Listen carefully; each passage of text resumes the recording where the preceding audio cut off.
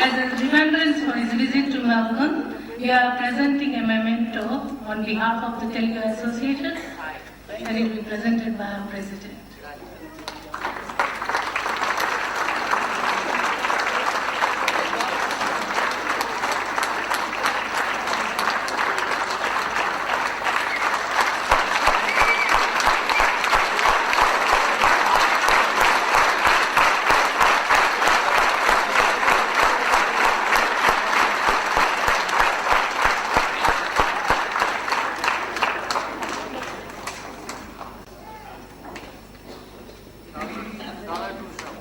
మనందరి అభిమాన నటుడు డాక్టర్ ఏఎన్ఆర్ గారిని కొన్నింతమంది కోరుతున్నాం.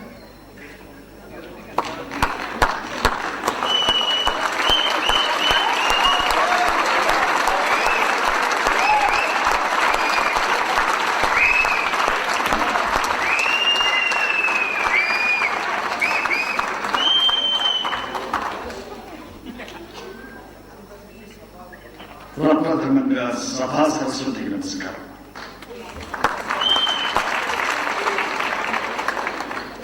ఈ చక్కటి సభకు అధ్యక్షత వహించిన honorary consul of India Janardhan Rao గారికి, నన్ను అక్కడి నుంచి దాదాపు 6,000 మైళ్ళ నుంచి ఇక్కడికి తీసుకొచ్చి మీ అందరి దర్శన భాగ్యం కలగజేసిన శ్రీనివాసరావు గారు, కమల గారు, తదితర మిత్రులకు అందరికీ నా హృదయపూర్వక నమస్కారం. ముఖ్యంగా దేవుడున్నాడో లేదో నాకు తెలియదు, కానీ తెలుసుకోదగ్గ జ్ఞానం కూడా నాకు లేదు. కానీ నాకు తెలిసినంత వరకు ప్రేక్షకులే దేవుళ్ళు, అభిమానులే దేవుళ్ళు అనుకునే నా స్వభావానికి ఎదురుగా నిలబడ్డ దేవుళ్లకు వందనము, అభివందనం, పాదార్పణ.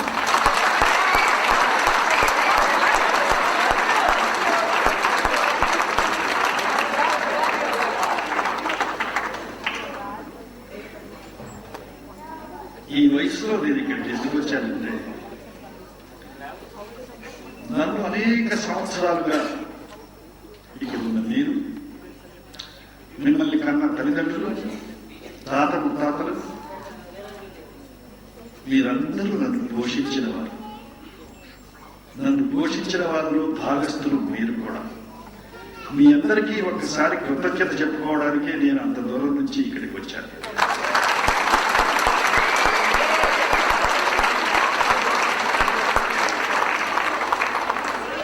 మీకు తెలుసు, మీలో ప్రతి ఒక్కరూ నాకంటే చదువుకున్న వారేనని నాకు పూర్తిగా తెలుసు. అయితే ఒక చదువు సంచం లేని, సరిగ్గా తినడానికి ఆహారం కూడా లేని ఒక కుటుంబంలో పుట్టిన నేను,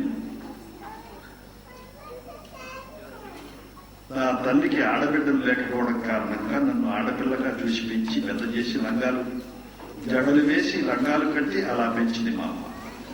మా తల్లి చిన్నప్పుడే చనిపోతే, అటువంటి స్థితిలో చదువుకోవడానికి 5 ఎకరాల పొలం ఉంది నా దగ్గర. 5 ఎకరాల పొలం అమ్మితే ఆ రోజున 5 ఎకరాలు ఇంటూ 800 ఎకరం. ఆ కొద్ది డబ్బు వస్తే బియు, బిఎస్సి, బికాం ఏదో చదివితే, ఆ రోజుల్లో చదివి పూర్తి చేస్తే పాస్ అయితే 40 రూపాయలు ఉద్యోగం వస్తుంది. అది వస్తుందో లేదో తెలియదు. అసలు నేను చదువుతానో లేదో తెలియదు.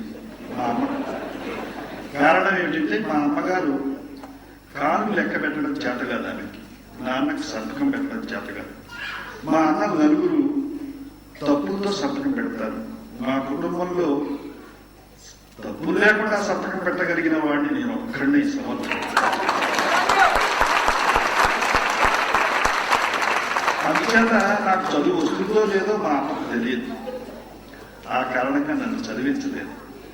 ఆమెకు ఆడపిల్లలు లేని కారణంగా నన్ను నాటకాలలో ఏదో ఒక చంద్రవర్తి వేషం ఇస్తే, ఇతరులో ఏదైనా పనికొస్తాడేమో ఆడపిల్లని అందరూ పక్క ఇంటి వాళ్ళందరూ నీకు కొన్నమ్మ ఆడపిల్లలు లేని లోటు తీరుస్తున్నాడే నీకు అడసారి బిడ్డ అని అంటే ఉబ్బిపోయి ఈ నాటకాల్లో చేర్పిస్తే బాగుండేమో అని మా అమ్మ మా అన్నయ్యతో చెప్పింది. మీకు తెలుసు కదా ఆ రోజుల్లో ఈ కుటుంబాల్లో ఆడవేషాలు అసలు వేషాలు వేయడమే తప్పు, ఆడవేషాలు వేయడం అంతకంటే తప్పు. మగవాడు పిల్లలు కూడా ఇచ్చేవాడు కాదు, ప్రతి భోజనం పెట్టేవాడు కాదు. ఉదాహరణకు మా మేనమామ కూతుర్ని నాకు ఇవ్వడానికి రిఫ్యూజ్ చేశారు. ఎవరు బయట వాళ్ళు కూడా చాలా కాలం పిల్లనివ్వలేదు నన్ను. అటువంటి స్థితిలో ఉన్న నాబోటి వాడు దాదాపు నా 9వ సంవత్సరం నుంచి 19వ సంవత్సరం వరకు 10 సంవత్సరాలు చిన్నపిల్ల వేషం నుంచి హీరోయిన్ గా పెరగడం. ఆ తర్వాత బెజవాడలో తెనాలిలో నాటకవాడి గుడివాడ వెళుతుంటే ఆ గంటసాది బలరామయ్య గారి పుణ్యం అంటూ ఆయన నన్ను పట్టణంలో ఆ బెజవాడ రైల్వే స్టేషన్లో చూడడం, పిలవడం. బాబు ఎవరు అంటే నేను నాటకాల్లో వేషాలు వేస్తానండి, హీరోయిన్ వేషాలు వేస్తానని చెప్తే సినిమాల్లోకి తీసుకెళ్తే వస్తావా అని అడిగితే వస్తానండి, ఎవరైనా మా పెద్దవాడితో మాట్లాడండి అని చెప్పాను. ఆ సమయంలో ఆ పర్టికులర్లో ఆయన ఫస్ట్ క్లాస్లో కూర్చుని నేను 3rd క్లాస్లో వెళ్తున్న సమయంలో ఆయన పేపర్ చూసుకుంటున్నా, గోల్డ్ గెలుకుంటున్నా, లేక గడియారం చూసుకుంటున్నా ఆయన దృష్టిలో నేను పడేవాడిని కాదు. నేను ఇక్కడికి ఆస్ట్రేలియా మీ అందరి దర్శనానికి వచ్చేవాడిని కాదు. అది నా పొజిషన్. సరే, కథానాయకుడిగా నేను 1944 మే 8 మద్రాసు వెళ్ళి సీతారామజంలో రాముడు వేషం వేశాను. అంతకుముందు ధర్మపత్ని అని ఎవరో పీపులయ్య గారు తీస్తుంటే ఒక కురవాడిగా ఒక వేషం వేశాను అనుకోండి. లెక్క కట్టుకోవడానికి అది ఇప్పటికీ 252 చిత్రాల్లో నేను పనిచేయడం జరిగింది. నా అదృష్టం ఏంటంటే అవి బంగారపు రోజులు. కథలు చాలా గొప్పగా ఉండేవి,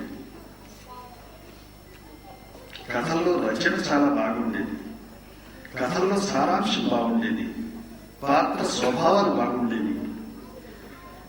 అవన్నీ నేను పెద్దవాడు, నాకంటే పెద్దవాడు చాలా మంది ఉండేవారు. నేను తప్పుదోవ పట్టడానికి వీల్లేని పరిస్థితుల్లో పెద్దవాళ్ళందరూ ఉండి నన్ను ఇనపకచ్చడాల్లో పెట్టి పెంచి ఆశీర్వదించారు.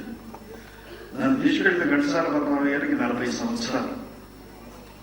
అక్కడ వలజీపల్లి లక్ష్మీకాంతకవి గారు, గోవిందరాజు సుబ్బారావు గారు, వీడికి సీతా